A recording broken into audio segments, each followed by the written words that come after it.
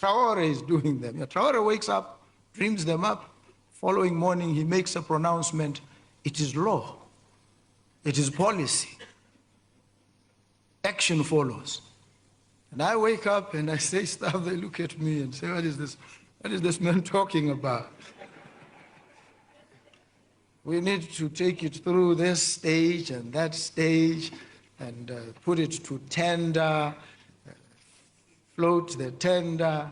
It takes 2 years, then we evaluate, then there are complaints, and there's an interdict. We wait another 4 years. By that time, you have to go and account to the people, and they remove you. Those who came before me did not fail because they didn't have ideas. They did. Maybe even better ideas. They just didn't implement them. Why? Because perhaps they failed to appreciate that the structures that are in place are not properly suited to the attainment of quick action.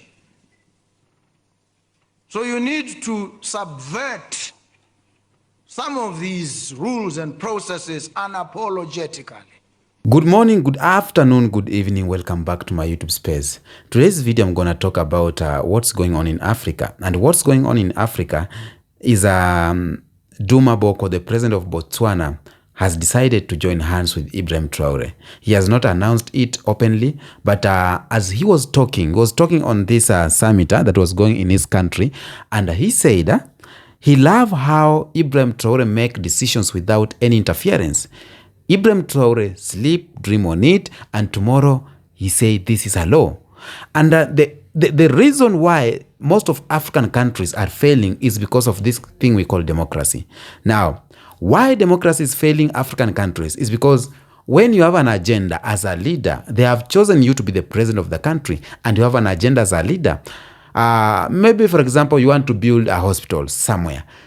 So this bill will have to pass on one person, go to the parliament, let the MPs vote for it. So by the time the papers are being signed for you to be allowed to build this hospital, your 4 years are over. You need to go back to the people and tell them you need to vote for me again. So this is the thing. And I found it so much like this. The democracy was put in Africa to drag down the speed of development. Democracy is in African countries or in black people's countries to drag down or to make sure that development will go slow by slow. And that's why you may find Ibrahim Traore is doing what we call radical change. But all of these other African presidents, they have this colonizer's mind change. Some things that need to be done in 1 month will be done in 10 years, you know?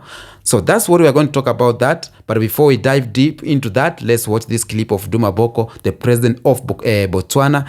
And yeah, come back here and talk about it. No, it doesn't work like that. You're given the document at 5 p.m., 1,000 pages, whatever it is. First thing in the morning tomorrow, you and I must be talking about the document, settling it. If it has to be signed, we have to sign. And so the Attorney General is now agile.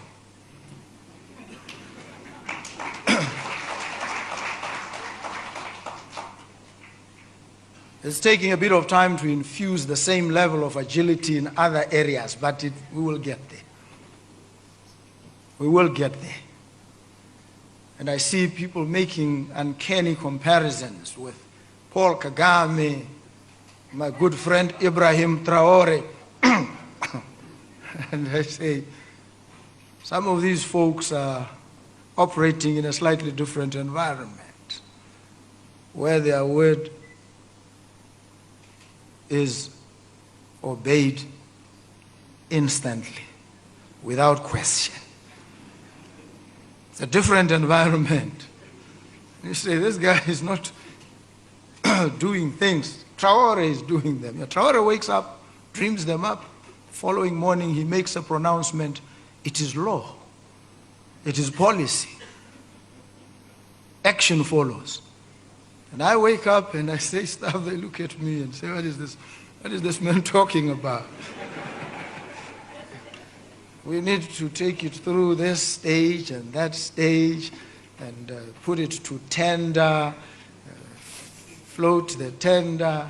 It takes 2 years, then we evaluate, then there are complaints, and there's an interdict. We wait another 4 years. By that time, you have to go and account to the people, and they remove you.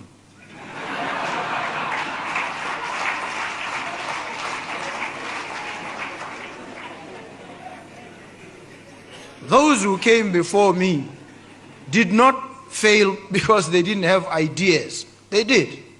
Maybe even better ideas. They just didn't implement them. Why?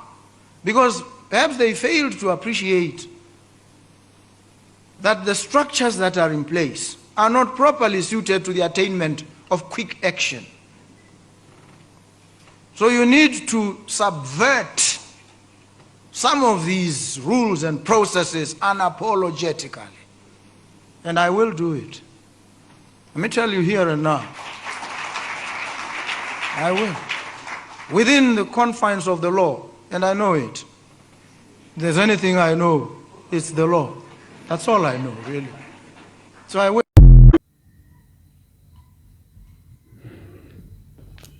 Welcome back. One thing for sure, I love what Duma Boko has said.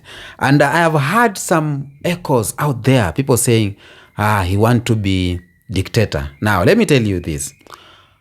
Dictatorship is bad. I don't love dictator. More so the dictator that is within the democracy space. You are saying the country is democratic and you are a dictator. That's bad. For the start, you are a liar because you cannot be a dictator in a democratic country. If a country is democratic, we need to have freedom of speech, freedom of voting, freedom of everything and movement, how you call it, democracy. But democracy have slowed down the speed of development, as I said earlier. Now, Duma Boko has given an example of what's happening between, for example, Paul Kagame and Ibrahim Traore, saying that these are leaders that are living in two different worlds. For example, Ibrahim Traore just wake up and thing that we talked about yesterday, and we need to put a sign. He wakes up and say, you know what? We are signing this. It's a law. He will wake up and say, you know what? I don't want military coup or French military in my country. And they will obey that. It is an order. Even Ibrahim Traore said he is not a politician. He is a military leader. I am not a politician. I'm not joking. I am a soldier. And I prefer to tell you the truth. Everyone is free to take or leave.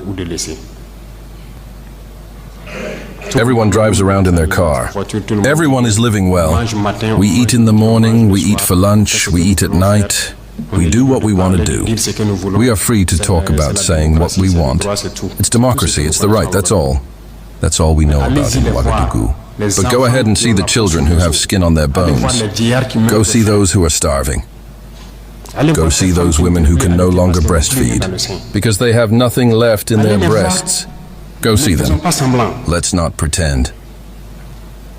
If our journalists do not have the courage to go to the field and bring you these images, it's because we want to wash the image of Burkina. I tell you that it is false. It exists. When I tell you about the people who eat the grass, whoever wants to challenge, I'll bring him tomorrow. Go see, it continues. It has not even stopped. Because we were able to supply some villages, but others not yet. We are still on the way. No civilian can even support with trucks so that we can be in solidarity with this population. What integrity is this? What is integrity, Burkina Faso? What is it? This lack of support has deeply unsettled and revolted us. Until we address the core issues plaguing this country, we will always be revolted. For the moment, we've managed to secure some trucks in the army and have been using our own means to transport supplies. However, this hasn't really added much support for the starving populations. And even in this, there's been a distinct lack of empathy.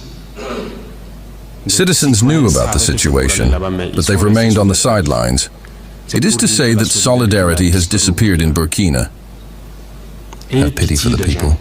Have pity for the youth. Have pity for the children. What did these villagers do? So that when the sun sets, they find themselves in the caves under the trees.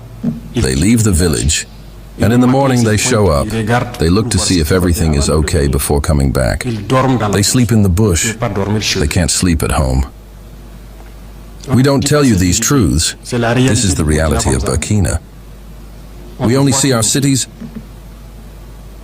We are responsible for what happens to us, and we will be fully responsible for what follows. Either it's good or it's bad. It will depend on our behavior in the future. Everyone has to give their best. I think we can do it. I am optimistic. I hope we will get there.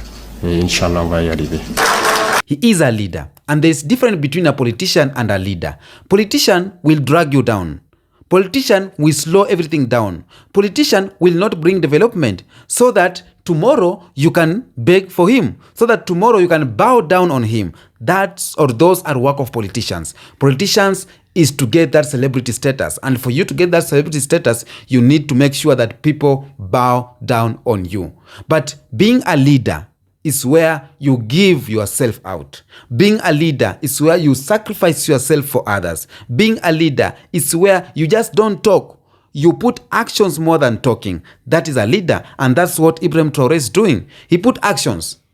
He will not come and talk, oh, we will do this, we will build roads, we will go there. If you wanna go, you just go. If you wanna build, you just build. Let me give you an example of a country called Kenya. There are two cities here in Kenya called Mombasa and Nairobi. These two cities, there's road connecting between the two cities. The road has been there, not built for more than 2-3, for more since we were here, you know.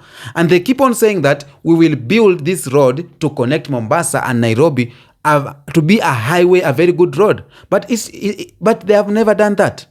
They never did that. It's going slowly. You find today they're making 1 meter. Tomorrow, 1 kilometer. The other day, 2 meters. So that is the work of politicians. So that he will come here tomorrow and will tell you, you know what? I started building this road. Give me another 5 years so that I can finish my work. That is the work of the politician. But leaders, if you start, you finish. And Duma Boko is talking about trying or starting to do how Ibrahim Traore is doing his work. Duma Boko is saying that he is starting to do what Ibrahim Traore is doing. That tells me what? That tells me that he wanna be like Ibrahim Traore and he gonna join hands with the IS. Now, I'm so happy to see him openly talking about Ibrahim Traore, talking about my friend Ibrahim Traore.